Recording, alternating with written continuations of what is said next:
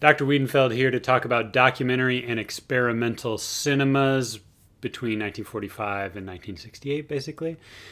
This lecture is going to be in two halves.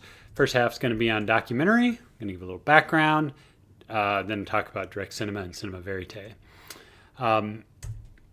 The main theme here is a shift from institutional documentary during the 30s and 40s to more personal documentary in the post-war era. So before, there's a lot of documentaries commissioned by state agencies and by the news. So, looking at previous lectures in the 30s here, this is 36, Plow That Broke the Plains, U.S. government. Here's U.S. government during the war is doing the Why We Fight series to recruit people. In the UK, you've got the GPO film unit that's interested in social problems. Again, it's a state commissioning it, and then you had newsreels, which are would have been commercial enterprises, but they're doing the news in these short newsreels. It would of course be affected by the state in somewhere like Germany, but Fox Movie Tone was key for the sound newsreel era. So that's a little background. We're moving away from that now toward the personal after the war. Now, the newsreel part of that equation is because television is coming on board in the United States in particular in this period. And so newsreels are no longer going to be on the program. They're just going to sort of die off as a key part of cinema. People used to go to the movies and they'd always see a newsreel and some shorts. This is no longer going to be the case.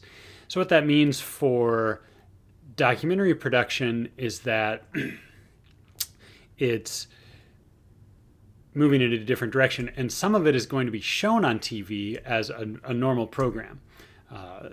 So direct cinema is an example of that. It's straddling, there's going to be some films released in theaters, but they're also going to show films on television. So here's this great example of direct cinema here with Les Raqueteurs, the Snowshoers, this Canadian. One of the origins of direct cinema is Canadian, specifically the French unit of the Office National du Film, the National Film Board of Canada. And so this is a film about in Sherbrooke, there's a snowshoeing festival. And it does not have a voiceover, this kind of voice of God that's giving you the news about this thing. No. It's more personal in the sense that the perspective that the documentary presents is like a participant observer. That's what they would call it in anthropology. We aren't just sitting at a distance. We are in a way like the crowd here in this photo. The cameras are down there watching the event unfold. Of course, it's a public event and there are lots of people out there, so it makes sense to film it somewhat unobtrusively. People aren't going to act differently. They're not going to run the race differently because the camera is there.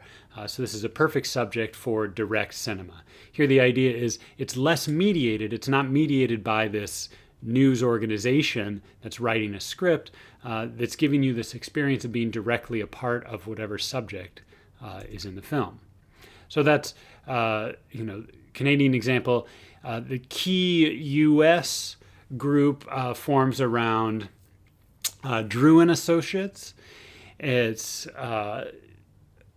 Drew works with, he's making movies for Time Life, kind of the equivalent of Life magazine, which is very important for photography at this in this era, and the kind of documentary photography, going out into the world, getting images and bringing them into people's homes. We're doing that with documentary here, especially are going to show the films on as television programs, like a 50-minute program.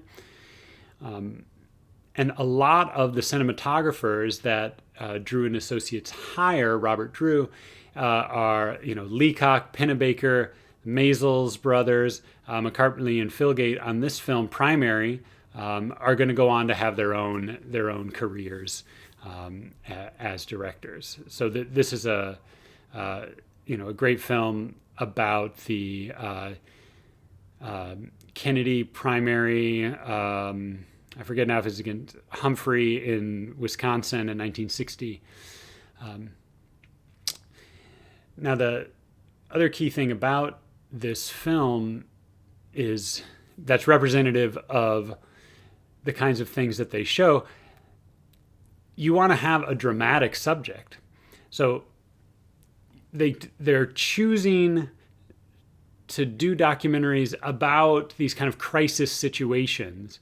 And that then is the public event that you see. So the drama doesn't feel artificial because it's already happening for the subjects on screen, and it's just being filmed here on as unobtrusively as possible, kind of the fly on the wall aesthetic, as if you were just there observing, like somebody else as part of the entourage. All right, so that was Canada and U.S., the direct cinema kind of side of this movement toward the personal. The French side is especially associated with the name Cinéma Vérité, which means cinema truth, and that origin of that name goes back to Vertov in Kino Pravda. The example of Chronicle of a Summer here, most famous example, Jean Rouch is the documentary filmmaker. And he partners with Edgar Morin, the sociologist, and they collaborate on this. And you actually see both of them in the film. So here, Jean Rouch, he's the man with the tie back there in the left. And he's doing a documentary about a number of Parisians who are living in Paris in the summer. And rather than pretending to be a fly on the wall that isn't affecting things, Morin and Rouch say, we know that we are affecting the lives of our subjects by putting a camera in front of their face. So rather than pretend that we're not there and create this illusion, we are instead going to be upfront about it and put ourselves in the film. And the subjects that we're doing this about, they're going to participate in the filmmaking. And then we're going to, as the film unfolds, we will talk to the participants about how they feel about being filmed and how this is changing their life and whatnot. So it's it's much more of kind of an active sociological, psychological experiment, and the wild thing about this is, it totally cuts against the idea that the documentary filmmaker is just this science that doesn't have any effect on anything. Of course, the camera always has an effect, and they are leaning into that effect, handing the camera to the subjects, asking them to watch themselves on film and talk about how it feels like to be filmed, and so forth. Chronique d'un été, it's a great film. Little technological background for this shift as well is that there's all kinds of new mobile technology, both in sound recording with the Nagra here, in cameras. There's a number of different ones, but the Arriflex 16 using 16 millimeter films, which is there's faster 16 millimeter films that are Eastman and others are making. So 16 millimeter, that's only roughly half the width of 35 millimeter, but think about your geometry here. It's only a quarter of the area, so it's much less film that you have to carry with you. So it's because film, the plastic itself is really heavy. So now you're able to do more handheld shooting. and sound recording. Why did this technology appear at this time? Well, it was manufactured, a lot of it during the war. That military research on important technology, they want to be recording things that happen in battle, and so that technology then spills over into the consumer market and well, first into filmmaking here after the war.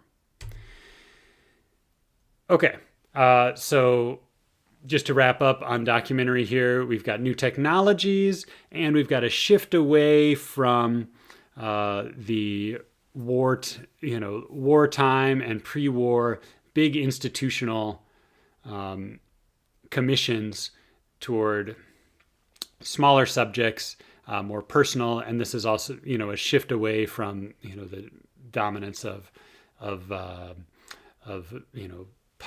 big political ideological struggles, and interested in more of the human. This is part of the move towards peace in the post-war era. Okay. Now we're on to the second half of the lecture on experimental cinema, from 45 to the 60s. I'm going to first talk about the kind of networks as where it comes about, and then that inform the kind of movies that are made, and then genres. So, avant-garde, experimental, artist films, there's a number of different names. So we, in the new kind of new wave lecture, in the auteur lecture, we talked about the importance of cinephile culture, that there are institutions like archives, the Cinematheques, magazines, cineclubs, film schools, interests of intellectuals. All of these things combine to have, art films, in which we're talking feature length, narrative fictional films. There's a bunch of films and filmmakers that come about with this network behind them. Same thing for experimental films, slightly different networks. Sometimes they overlap, but it's both a little bit more niche and more. It's if the kind of mainstream art film is like the novel, here we're kind of in the poetry zone, or more contemporary art zone. So you have part of the network are distributors, that where you can rent films. So if you're a filmmaker, how do you get your film for people to show it? Well, you have to distribute it. So Canyon Cinema, filmmakers, Co-op, number of. So the co-op, gives you an idea that some of them are more on the nonprofit orientation, and so the films become publicly available through them. Now, there's also criticism written by the in magazines, like Film Culture is one that puts experimental and avant-garde cinema at the forefront. Here, this is from 1967, and they're giving an award to Michael Snow, important Canadian filmmaker of Wavelength, is a key film. And then here's a picture of Stan Brakhage. He's an American filmmaker from Colorado, and he's giving a lecture here. So, here the lecture circuit in universities are part of the this culture of experimental film that's it gets tied in with underground. It's also it's above ground enough that people who are looking for it can find it. There's an expansion of experimental film at this time that's also tied to the mobile technology. We've already talked about the cameras and sound equipment that are smaller, more portable. They're also more affordable because they're mass manufactured in the war. Here's an example of a projector that 60 millimeters projectors. They became ubiquitous in, schools, libraries, churches. Everybody would get a 16 millimeter projector. It didn't cost a whole lot of money. This is a Bell and Howell Filmosound from 1953. Had magnetic sound on it, one of the first ones with magnetic sound. And people, television was coming around, but they were small, and with television there was no way to play. There's play anything. The sort of the VCR, the home video tape. Those don't come around until 1975. So here in the late 40s and 50s, the sort of home. If you don't have the huge machine of a movie theater, how are you going to watch something? Well, they have these smaller projectors that become very affordable and that everyone has. And if you're a filmmaker, you probably buy one of these for yourself. Okay, so that's a little bit of background of the technology and the culture from which experimental film develops. Let me now cover a couple of the genres. Which is just a way, a general way to group and to think, just to kind of make sense of experimental film, because in a way, experimental or avant-garde is just a catch-all for everything that doesn't fit in, more familiar forms and categories. One of the themes is the, psychodrama, psychological drama. So we're getting into characters who are in extreme states. It could be a dream, could be a fantasy, some sort of, heightened crisis, which, going back to expressionism, now we're going to visualize those. And so this kind of heightened state or dream is the, motivation for how we understand wild things on screen. That are not realistic.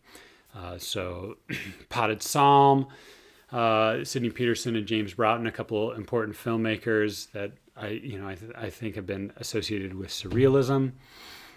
Kenneth Anger, Fireworks as well, surrealism, but especially Jean Cocteau and the erotic side. Another genre here I want to look at is found footage. And found footage is one term, or collage film, where you get some film that's from somebody else that somebody else made, and then you edit it together and it becomes your own. So you may not even have a camera, but you edit it all together, and it's the editing and other manipulations, which on the, right below me here, Maurice Lemaitre, a French filmmaker, is called Le film est déjà commencé. The film has already begun. And you see he's taken a marker and just drawn right on the film image. A movie Bruce Conrad is also very, radical manipulation of the film. This is just a collection of the parts of the film just spread out on a light table. And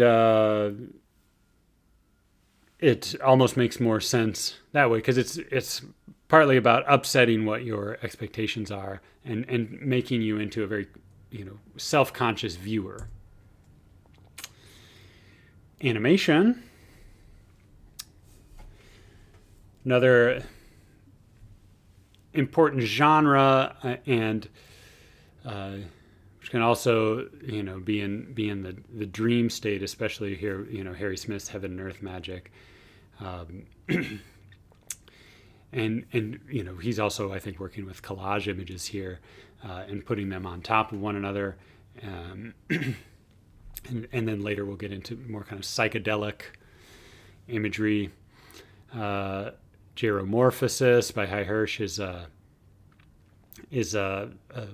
film about a sculpture, filming it in a way that's